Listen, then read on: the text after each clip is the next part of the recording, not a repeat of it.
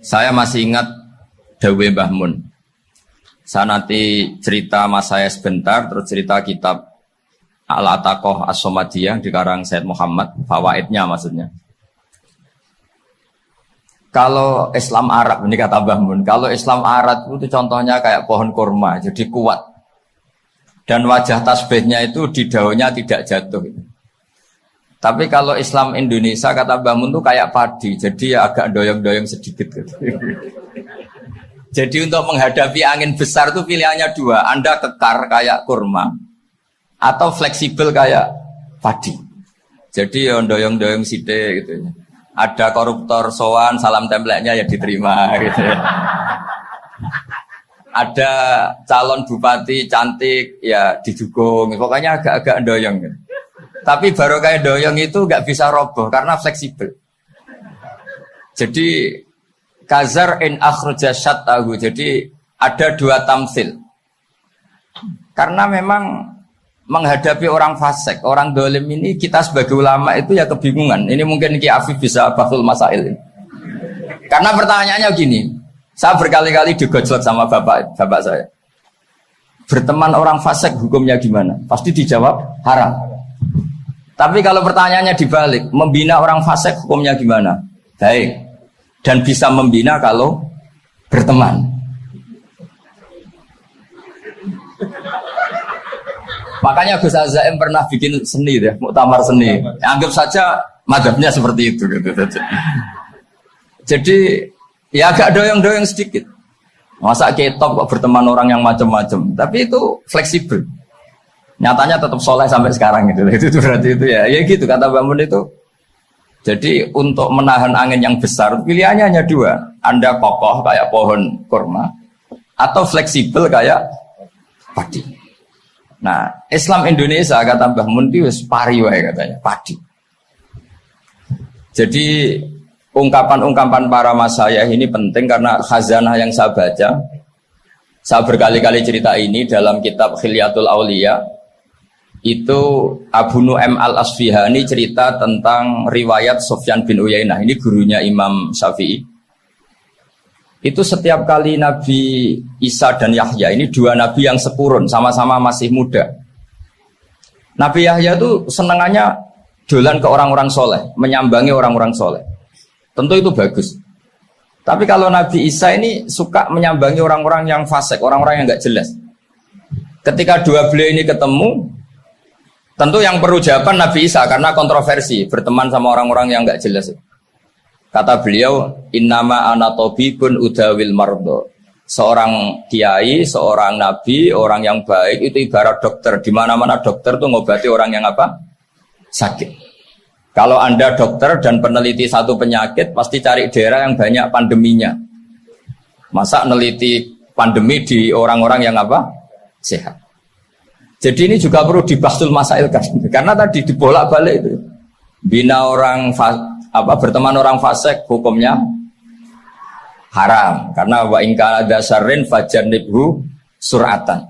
Tapi kalau bina orang fasik hukumnya baik. Bisa bina kalau berteman. Jadi fikih itu ya karena dibolak-balik. Makanya sholat juga gitu. Sholat yang tumak nina yang lama itu ya bagus. Masa jagongan mbek pangeran gak asik. Jagongan sama teman aja asik. Masa jagongan sama pangeran tidak apa? Asik. Tapi kalau Ibnu Abbas sholat itu cepat. Ketika ditanya kenapa kalau Anda sholat cepat? Setan baru tata-tata mau goda saya sudah selesai kata. Karena setan itu ya jaga jaim tuh, jaga image. Jadi kalau mau goda orang itu ya surinan dulu, macak-macak dulu. Ternyata mau ke situ sholatnya sudah selesai. Lah kebetulan mazhab saya itu yang kedua itu gitu.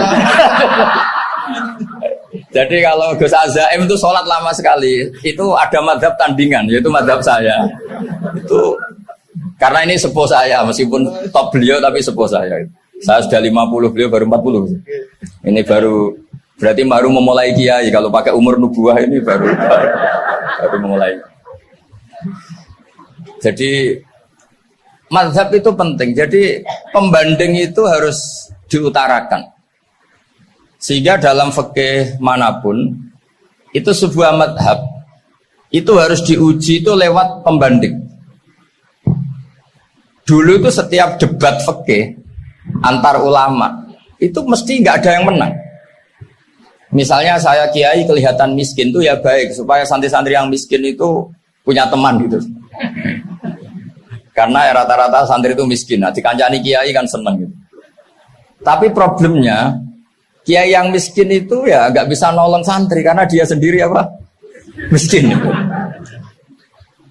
Makanya dulu Imam Syafi'i itu pengagum orang miskin. Setelah ngaji Imam Malik tanya, ya Imam Malik, orang yang sealim jenengan itu siapa? Jawabnya Imam Malik lucu. Dulu Abu Hanifah, sekarang orangnya sudah meninggal ya. Ilmunya dititipkan atau diwaris oleh Muhammad bin Hasan Asy-Syaibani. Akhirnya Imam Syafi'i dibiayai Imam Malik ke Irak. Imam Syafi'i miskin, bisanya ke sana dibiayai Imam Malik. Itu seperti Abu Ya Said Muhammad masyhur, ini murid beliau. Kalau ada santri boyong kan mesti apa? Disangoni. Disangoni. Ketika datang ke Irak, Muhammad bin Hasan Asy-Syaibani itu nata uang, nata emas itu di ruang tamu. Jadi ngitung uang itu di ruang tamu. Miliatan. Ini kaget, ini kiai kok kedonyan kata Imam Syafi'i itu. Tapi apa kata Muhammad bin Hasan Asy-Syaibani? Anda kagum ini, Anda kaget ini. Kalau kamu menyoal orang soleh kaya, ini tak kasihkan orang-orang fasik. Biar dipakai judi, dipakai selingkuh, dipakai maksiat. Jangan-jangan. Harta ini harus tetap di orang soleh. Kalau ke orang fasik, bahaya. Berarti kiai boleh kaya? Boleh-boleh. Semenjak itu ada gerakan kiai kudu sugih. Ya ada yang kesampaian, ada yang enggak gitu aja. Tapi karena kalau pakai logika fikih, harta itu fitnah. Oke, seakan-akan harta itu masalah. Tapi kalau ini dikuasai orang dolim, maka masalah besar. Jika orang-orang soleh ini harus juga menguasai harta. Nah, terus lama-lama dikiaskan kekuasaan. Kalau yang kuasain orang fasik, orang tidak sholat, ribet.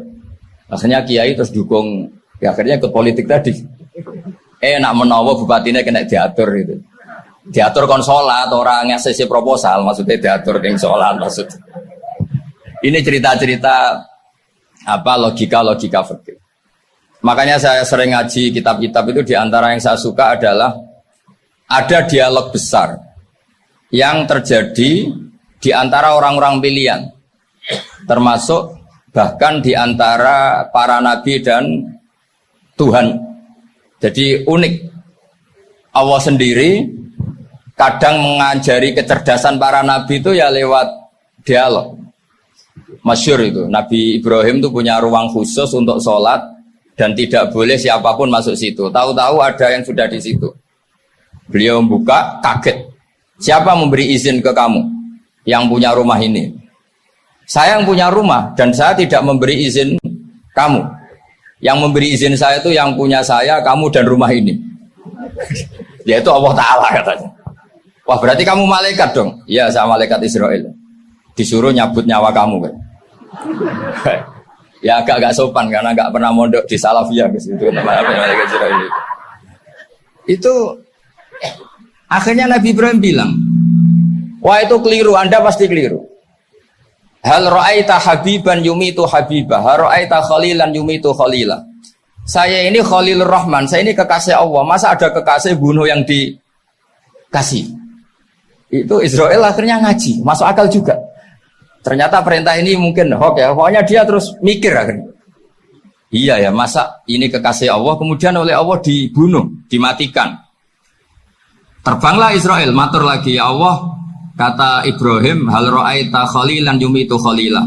Masa kekasih bunuh yang dia apa? Kasih. Kayaknya masuk akal Gusti. Mulai ngaji lah kira-kira gitu. Akhirnya oleh Allah dijawab, ya sudah begini, kamu datang ke Ibrahim bilang, hal ra'aita habiban yakrahu ayyalqa habibah. Masa kekasih tidak siap ketemu yang dikasih. Nah, jadi akhirnya Nabi Ibrahim, Israel datang lagi. Logikanya sekarang enggak gitu, begini katanya, diajarin. Hal ra'aita habiban yakrahu ayyalqa habibah. Masa kekasih tidak siap ketemu yang dikasih. Kata Ibrahim, oke, ya, terus mau meninggal. Jadi kalau jenengan cinta betul sama Allah ya harus, ya tidak usah jangan sekarang tapi.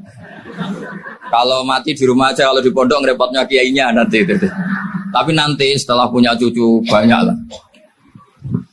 Nah, barokahnya baca ini dialog-dialog orang pilihan ini akan tersibak. Karena tidak dalam semua kebaikan itu nggak ada logikanya, rata-rata ada logikanya. Misalnya begini, kalau Anda orang soleh, kemudian anak Anda pamit mau sekolah di Jerman, pilihan Anda mengizinkan apa enggak?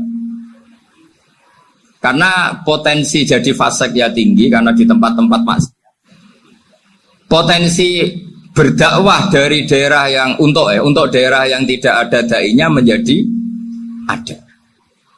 Itu mesti ulama itu berdebat. Misalnya punya anak pamit mau kembali atau keluarga. Yang satu cara berpikir optimis.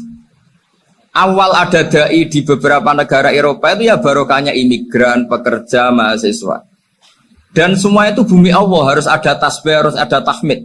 Dan itu harus dimulai dari kemauan atau mengizinkan anak asuh kita ke sana.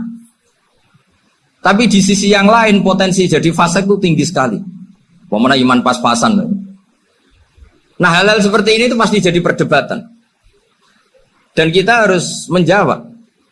Dan tadi kayaknya di semua Basul Masail, Pondok Salafiyah jawabnya pede semua, nggak ada ragu, nggak ada khilaf.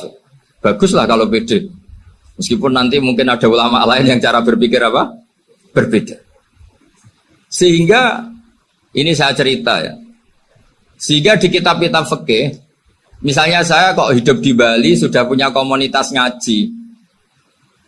Itu kok saya pindah ke Sukorejo sini. Banyak ulama yang mengatakan haram. Karena membiarkan bumi Allah yang sudah pernah ada orang yang sujud kemudian ditinggalkan kosong dan kemudian dikuasai orang yang tidak sujud. Jadi dianggap itu pembiaran. Jadi banyak di kitab Qalyubi, sarahnya Mahalli, jika ada seorang muslim yang hidup di negara orang kafir, dia nyaman, tidak dapat teror, itu nggak boleh lagi pindah ke negara Islam yang sehat. Karena takutnya li Allah yastau liyal kafir tilkal buk'ah, supaya bumi itu tidak dikuasai orang kafir. Jadi ini hal-hal yang para fuqaha itu harus berdebat. Karena ini masalah-masalah furu'iyah. Sehingga mulai dulu ya banyak ulama yang nyun sewu berpolitik. Mulai Wali Songo sampai sekarang alhamdulillah yang minat banyak. Mungkin bedanya ikhlas sama tidaknya. Tapi kalau saya pernah dikeluhin utusan dari ya komunitas. Islam Indonesia itu dulu itu ceritanya banyak yang dari Kamboja. Kalau dulu orang cerita itu orang Cempa. Itu setelah di Indonesia besar Wali Songo dan Brawijaya 5 itu sudah mulai oleng. Itu singkat cerita mereka berpikir ingin bikin kerajaan apa? Islam di Demak Mintoro dengan raja pertama yaitu Raden Fatah. Karena Raden Fatah ini putra Brawijaya. Padahal setelah jadi kerajaan ini era cucu sudah konflik berebut kekuasaan. Akhirnya sampai jadi Jipang, jadi Jogja, jadi Solo dan seterusnya. Tapi kata Mbah Mun itu tetap barokah. Karena orang Islam terus terbiasa mimpin. Sekeliru-keliru sidik, sebagai orang Islam biasa mimpin. Sehingga zaman Mbah Hashim ya sudah mimpin Masumi, zaman Ki As'ad pengaruhnya besar. Sampai sekarang Kiai pengaruhnya besar. Nah barokahnya Kiai pengaruh besar ini sampai moral jadi ukuran. Misalnya sekarang ada calon bupati kok nggak sholat, itu pasti kalah. Jadi sholat itu jadi tolak ukur untuk calon apa? Bupati. Meskipun mungkin punya efek pura-pura sholat, tapi nggak apa-apa lah. Sementing moral ini jadi ukuran. Sementara yang di Thailand, di Patani, itu karena dulu pelajarannya tasawuf, itu orang nggak ambisi mimpin dunia. Tahu-tahu dipimpin.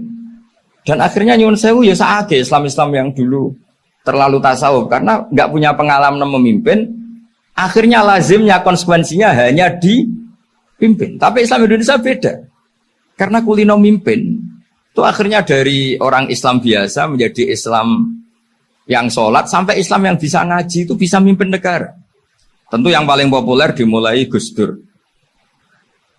Jadi ini sesuatu yang barokahnya istihad para kiai. Sementing Islam kulino mimpin. Jika di Indonesia itu barokahnya itu, kebaikan itu jadi tolok ukur.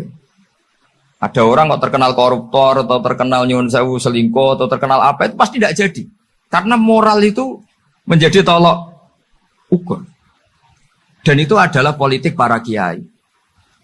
Jadi ini saya cerita dan itu negara juga akhirnya untung karena seleksi agama sama negara itu sama-sama kiai ya bilang negara harus dipimpin orang soleh, negara juga bilang seperti itu.